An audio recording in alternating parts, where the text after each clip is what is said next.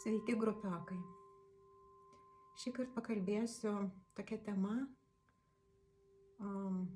kas yra žmogaus gyvenimas čia žemėje ir kokia čia mūsų visų paskirtis. Šiandien ryte atėjo toks į mano mintis suvokimas, kas čia vyksta šioje žemėje, ir atėjo toks palyginimas su žaidimu, su labirintu, kur mes ateinam į žemišką labirintą ir mūsų tikslas yra rasti išėjimą.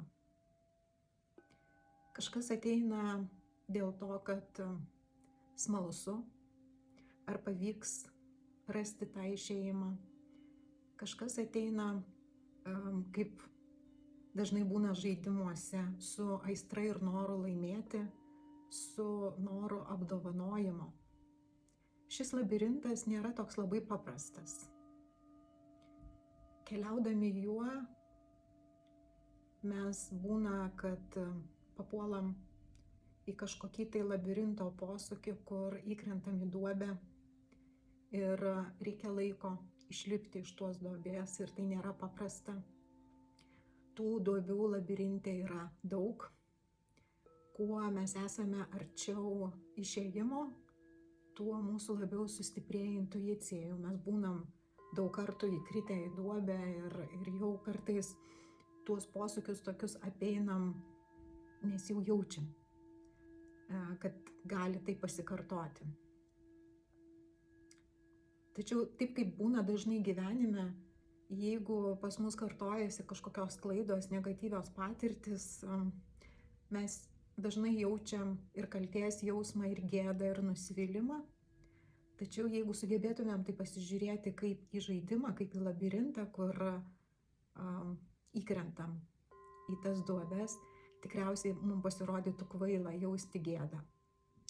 Nes tuo visas ir žaidimo žavesys. Taip pat labirinte egzistuoja ir tokie užėjimai, posūkiai, kuriuose viskas atrodo labai gražu, tačiau ten daug iliuzijos.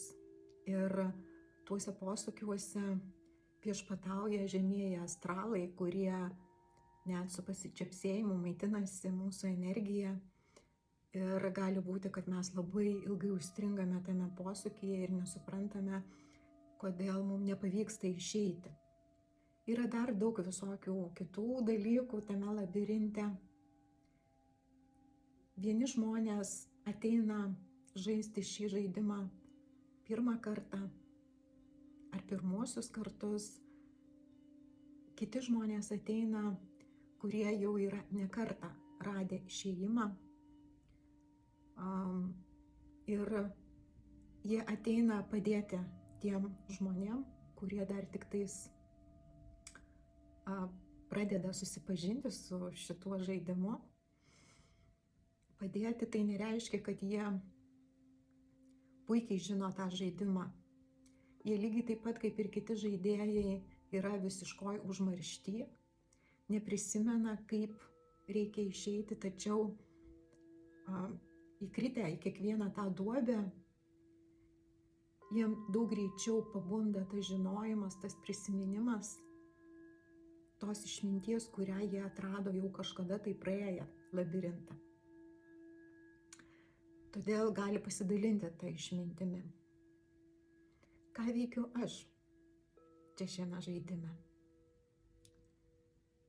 Esu taip pat tas žmogus, kuris jau ne kartą esu praėjus šį labirintą, ir mano užduotis yra duoti žmonėms įrankius, ženklus, žemėlapį, kaip lengviau išeiti iš šio žaidimo ir kaip pasiekti tikslą, kaip pasiekti išėjimą. Ir tais įrankiais, kuriais aš dalinuosi, tai sustiprina žmonių intuiciją. Kuo yra gerai ta sustiprėjusi mūsų intuicija? Iš tikrųjų, jeigu pasižiūrėtumėm į sėkmingus žmonės, kurie galbūt ir turtingi, ar turi labai sėkmingą verslą, ar kažkokius atradimus, tai su jais pakalbėjus, kaip tau pavyko tai pasiekti, jie visi atsako tą patį. Nežinau, kaip pavyko, tiesiog jaučiau, kad man taip reikia elgtis. Ir būtent ta intuicija, tas vedlys, tas nematomas vidinis vedlys, kur reikia eiti ir kaip lengviau iš to išeiti, kaip sėkmingiau, kaip greičiau, tai jisai yra labai didelės vertės ir tą susikalbėjimą su vidiniu vedliu mes jį gauname ne kaip dovaną, bet dėl to reikia kartais ir pasistengti.